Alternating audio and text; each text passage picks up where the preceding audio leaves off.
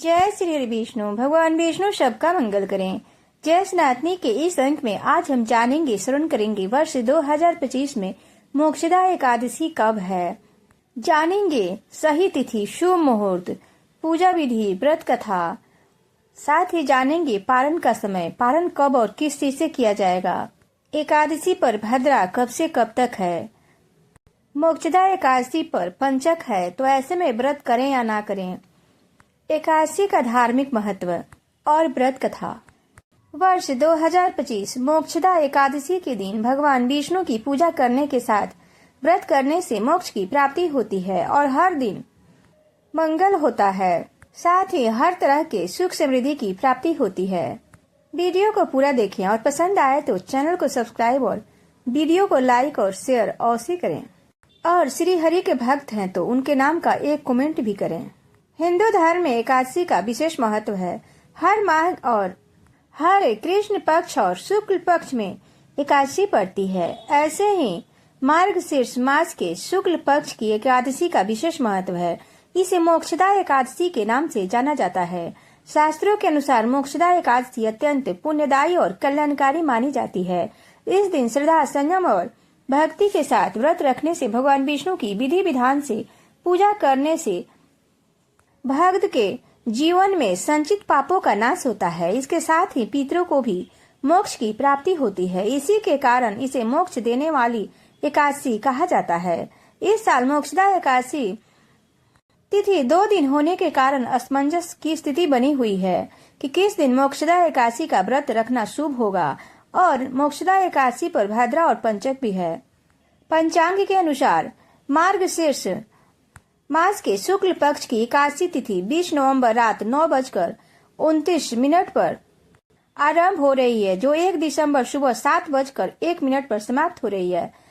इसलिए इस साल मोक्षदा एकादशी व्रत 1 दिसंबर 2025 सोमवार को रखा जाएगा। अब जान लेते हैं पारण का समय। मोक्षदा एकादशी का व्रत 1 दिसंबर को रखा जाएगा और 2 दिसंबर को सुबह 6:17 से 8:25 के बीच पारण का समय करना शुभ होगा। अब जान लेते हैं भद्रा और पंचक। पंचांग के अनुसार इस दिन सुबह 8:20 से लेकर शाम 7:01 तक भद्रा रहेगी। इसी समय भद्रा धरती पर ही वास करेंगी। इसके अलावा इस दिन पंचक भी रहेगा। भद्रा और पंचक के दौरान किसी भी शुभ कार्य करने को मनाही होती है। शुभ कार्य करने से बचने की सलाह दी जाती है। इसके साथ ही पंचक भी मोक्षदा एकादशी पर है। यह भद्रा गुरुवार से शुरू हो रही है, इसलिए इसका प्रभाव उतना अशुभ नहीं माना जाएगा। इसलिए मोक्षदा एकादशी का व्रत बिना किसी शंका के 1 दिसंबर 2025 सोमवार को रखा जाएगा। अब जान लेते हैं मोक्षदा एकादशी पर कौन कौन से शुभ योग बन रहे हैं। मोक्षदा एकादशी 2025 के दिन कई शुभ योग बन रहे हैं। इस तिथि पर पहले व्यतिपात योग रहेगा, उसके समाप्त होने के बाद वीर्यान योग आरंभ होगा। इसके साथ ही इस एकादशी पर रेवती नक्षत्र का प्रभाव भी रहेगा और बाद में अश्विन नक्षत्र का आरंभ होगा। पूजा अर्चना के लिए इस दिन खास शुभ मुहूर्त भी बन रहे हैं। मोक्षदा एकादशी की पूजा का सर्वश्रेष्ठ अमृत मुहूर्त सुबह 6:56 से 8:15 तक अत्याधिक शुभ रहेगा। मोक्षदा एकादशी के दिन भगवान विष्णु की उपासना का विशेष महत्व होता है। धार्मिक मान्यता है कि इस तिथि पर रखा गया व्रत मनुष्य को समृद्धि, सुख, सौभाग्य और जीवन की बाधाओं से मुक्ति देता है। पितरों की शांति और ग्रह दोषों से राहत के लिए भी यह एकादशी व्रत बेहद कल्याणकारी मानी गई है, जो इस वर्ष 1 दिसंबर 2025 सोमवार को मनाई जाएगी। धार्मिक मान्यता के अनुसार मोक्षदा एकादशी का व्रत विधि विधान से करने पर भगवान विष्णु और माता लक्ष्मी की कृपा प्राप्त होती है और यह व्रत मोक्षदायक माना जाता है। इस दिन गीता जयंती भी होती है, इसलिए पूजा में श्रीमद् भागवत गीता का पूजन विशेष रूप से शामिल होता है। सही तिथि और पूजा सामग्री के साथ ही इस एकादशी को मनाने से हमारे जीवन में सभी दुख दूर होते हैं और खुशियों का संचार होता है। अब जान लेते हैं मोक्षदा एकादशी की पूजन विधि। भगवान विष्णु या श्री कृष्ण भगवान की मूर्ति या तस्वीर एक चौकी पर पीला वस्त्र बिछा कर रखें। गंगाजल या शुद्ध जल, पंचामृत, दूध, दही, घी, शहद, गंगाजल का मिश्रण, तुलसी दल, तुलसी के पत्ते एकादशी के दिन नहीं तोड़े जाते हैं, इसलिए एक दिन पहले ही तुलसी के पत्ते तोड़ लेनी चाहिए। भगवान विष्णु को अर्पित करें पीले फूल, गेंदे के पुष्प, कमल का फूल और माला। फल में मेवा, केला, सेब आदि पीले रंगों की मिठाई, धूप, दीप, अगरबत्ती और पीला चंदन और रोली का। पाठ के लिए श्रीमद् भागवत गीता का पाठ करना इस दिन अत्यधिक फलदायी माना जाता है। साथ ही भगवान को एक जनेऊ भी अर्पित करें। एकादशी के दिन ब्रह्म मुहूर्त यानी सूर्योदय से पहले उठकर स्नान करें। यदि संभव हो तो स्नान के जल में गंगाजल या तुलसी पत्र मिलाएं। स्वच्छ वस्त्र धारण पहनकर पूजा स्थान पर आए। हाथ में जल और पुष्प लेकर भगवान विष्णु के सामने पूरे दिन निर्जला या फलाहारी व्रत रखने का संकल्प लें। पूजा चौकी पर पीला वस्त्र बिछाकर भगवान विष्णु की, श्री कृष्ण की प्रतिमा स्थापित करें। उन्हें पंचामृत से स्नान कराएं। पीला चंदन, रोली, पीले फूल, माला और भोग मिठाई अर्पित करें। तुलसी दल, पत्ते औस चढ़ाएं। तुलसी के बिना विष्णु जी का भोग अधूरा माना जाता है।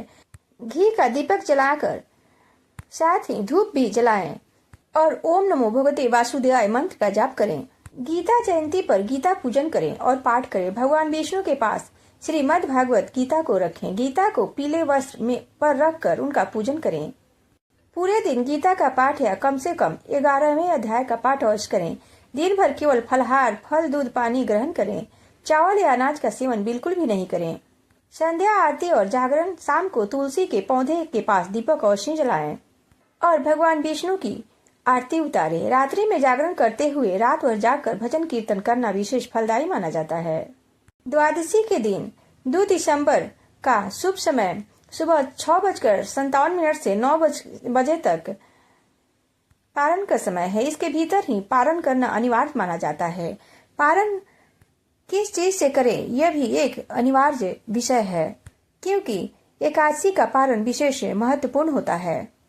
हर एकादशी का पारण विधि अलग अलग होता है। मोक्षदा एकादशी पर तुलसी और गंगाजल से ही पारण खोलें, व्रत खोलें। पारण के दिन सुबह स्नान करके पूजन पाठ करने के बाद पारण करें। उसके पहले किसी ब्राह्मण या गरीब व्यक्ति को भोजन कराएं, दक्षिणा दे और दान दे। अगर गरीब व्यक्ति या ब्राह्मण नहीं मिले तो उनके लिए अन्न का भाग निकाल दें और बाद में उन्हें दे दें। व्रत का पारण करने के लिए सबसे पहले चरणामृत या तुलसी दल युक्त जल ग्रहण करें। इसके बाद ही अपना नियमित भोजन, जिसमें चावल भी शामिल हो, ग्रहण करके व्रत का समापन करें। एकादशी व्रत में संयम और भगवान के प्रति समर्पण का विशेष महत्व होता है। अब सुनते हैं मोक्षदा एकादशी व्रत कथा, क्योंकि कथा के बिना कोई भी पूजा पूर्ण नहीं होता है। मोक्षदा एकादशी का महत्व। धर्मराज युधिष्ठिर कहने लगे कि हे भगवान, मैंने मार्गशीर्ष एकादशी, कृष्ण एकादशी अर्थात उत्पन्ना एकादशी का सविस्तार वर्णन सुना है। अब आप कृपा करके मुझे मार्गशीर्ष माह के शुक्ल पक्ष की एकादशी के विषय में भी बताइए। इस एकादशी का क्या नाम है तथा इसके व्रत का क्या विधान है, इसकी विधि क्या है, इसका व्रत करने से किस फल की प्राप्ति होती है, कृपया सविस्तार पूर्वक बताइए। भगवान श्री कृष्ण बोले, मार्गशीर्ष माह के शुक्ल पक्ष में आने वाली इस एकादशी को मोक्षदा एकादशी कहा जाता है। यह व्रत मोक्ष देने वाला तथा चिंतामणि के समान सब कामनाएं पूर्ण करने वाला है, जिसे आप अपने पूर्वज के दुखों को खत्म कर सकते हैं। इसका महत्व मैं तुमसे कहता हूँ, ध्यान पूर्वक सुनो। गोकुल नाम के नगर में बैखानस नाम का राजा राज करता था। उसके राज में चारों वेदों के ज्ञाता ब्राह्मण रहते थे। वह राजा अपनी प्रजा का पुत्रवत पालन करता था। एक बार रात्रि में राजा के एक स्वप्न देखा कि उसके पिता नरक में पड़ा है। उसे बड़ा आश्चर्य हुआ। प्रातः वह विद्वान ब्राह्मणों के पास गया और अपना स्वप्न सुनाया। कहा, मैंने अपने पिता को नरक में कष्ट उठाते देखा है। उन्होंने मुझसे कहा है कि हे पुत्र, मैं नरक में पड़ा हूँ, यहाँ से तुम मुझे मुक्त कराओ। जब से मैंने ये वचन सुने हैं तब से मैं बहुत बेचैन हूँ। चित्त में बड़ी अशांति हो रही है। मुझे इस राज, धन, पुत्र, स्त्री, हाथी, घोड़े आदि में सब कुछ सुख प्राप्त नहीं होता, क्या करूं? राजा ने कहा, हे ब्राह्मण देवता, इस दुख के कारण मेरा सारा शरीर जल रहा है। अब आप कृपा करके कोई तप, दान, व्रत आदि ऐसा बतलाइए जिससे मेरे पिता को मुक्ति मिल जाए। उसका पुत्र का जीवन व्यर्थ है जो अपने माता पिता का उद्धार न कर सके।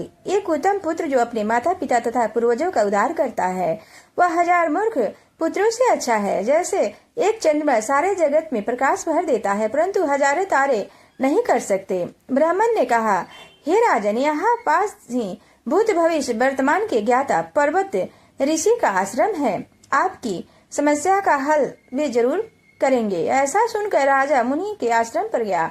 उस आश्रम में अनेक शांतचित्त योगी और मुनि तपस्या कर रहे थे। उसी जगह पर्वत मुनि बैठे थे। राजा ने मुनि को साष्टांग दंडवत किया। मुनि ने राजा से संयोग पांग कुशल पूछी।